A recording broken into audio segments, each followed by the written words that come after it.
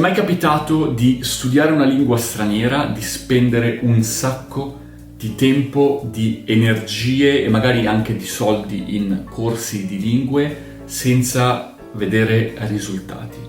È capitato credo un po' a tutti, è capitato anche a me più volte in passato. Uno dei motivi principali è la mancanza di ripetizione, perché vogliamo andare tutti avanti, ma in realtà dovremmo andare avanti più lentamente e ripetere più spesso. Nel video di oggi ti racconto come implementare la ripetizione per riuscire a raggiungere i tuoi obiettivi. Dai che si comincia.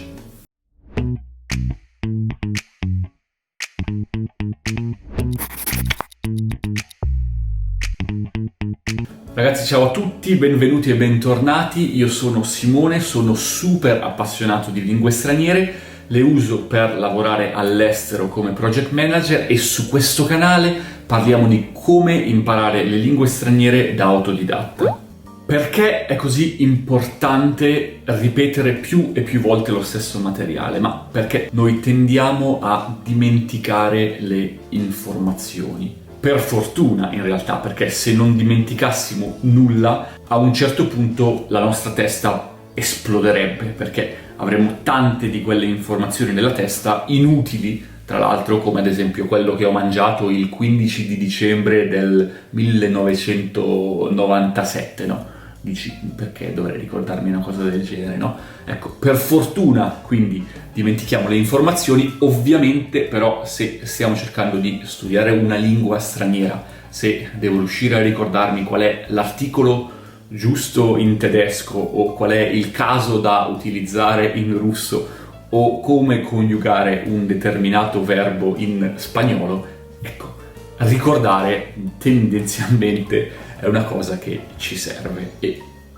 purtroppo dobbiamo in qualche modo raggirare questo problema. Come? Attraverso la ripetizione. Ci viene in aiuto quella che è la ricerca di Hermann Ebbinghaus, che è, diciamo, considerato oggigiorno il padre fondatore di quella che è tutta la scienza della memoria, la scienza che studia come le memorie si formano nel nostro cervello e come cambiano con il tempo.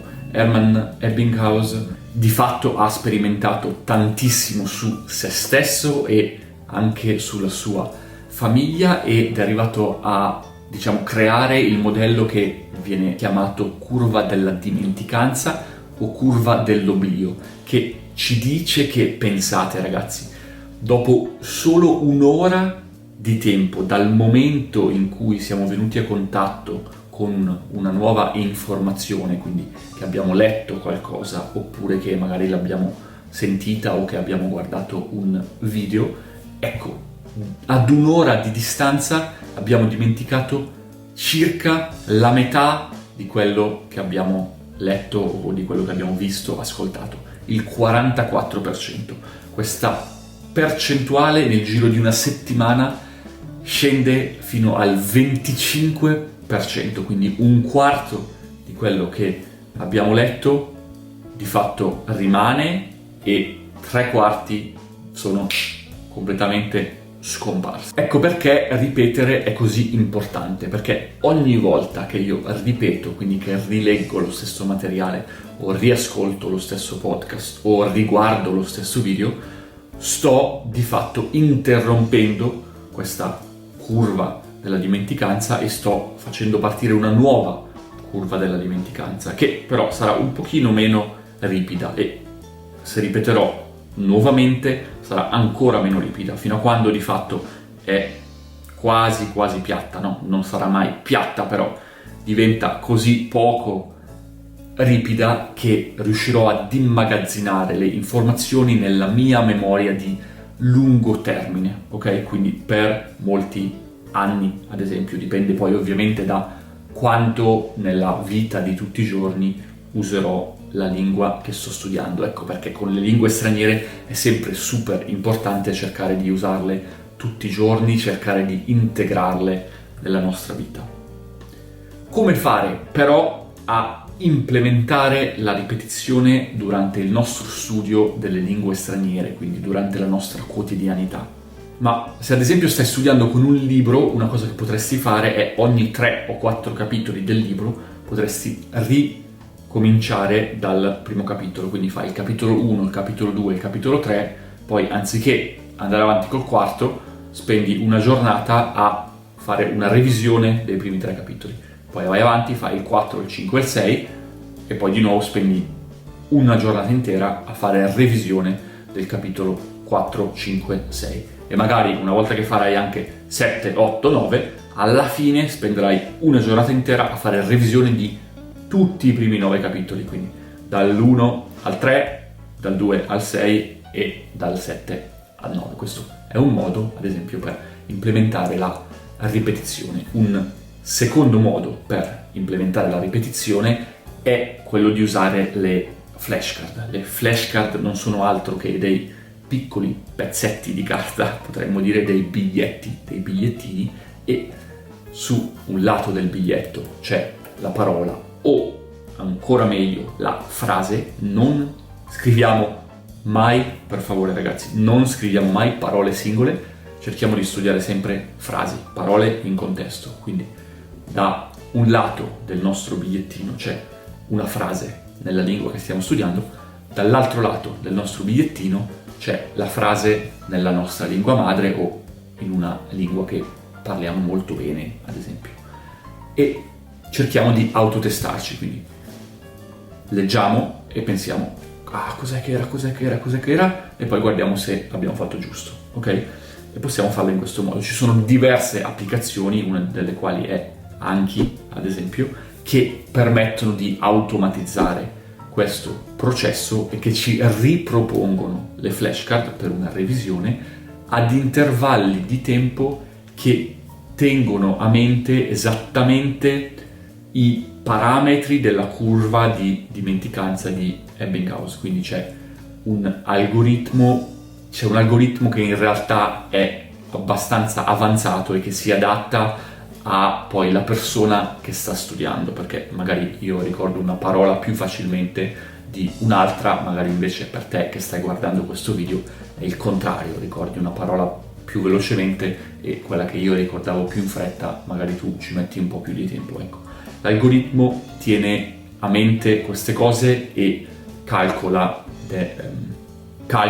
gli intervalli di tempo migliori ottimizzandoli. Ora, io odio usare le flashcard, quindi questo non è un metodo che io utilizzo, anche se devo dire che il fatto che l'algoritmo ottimizzi tutta questa parte è molto utile, però a me non piace, quindi l'ho testato, l'ho usato più volte in passato, ma non mi piace, non lo uso di solito, perché è fondamentale, lo dico sempre, quando studiamo una lingua straniera, fare qualcosa di interessante. Deve piacerci, deve essere bello, deve essere divertente. Quindi diamo la priorità a questa cosa e l'algoritmo va bene, però viene in secondo luogo. Ecco perché, ad esempio, c'è un altro metodo, numero 3, per implementare la ripetizione, che è quello di esposizione a input simile, ovvero se vogliamo, sviluppare una buona conoscenza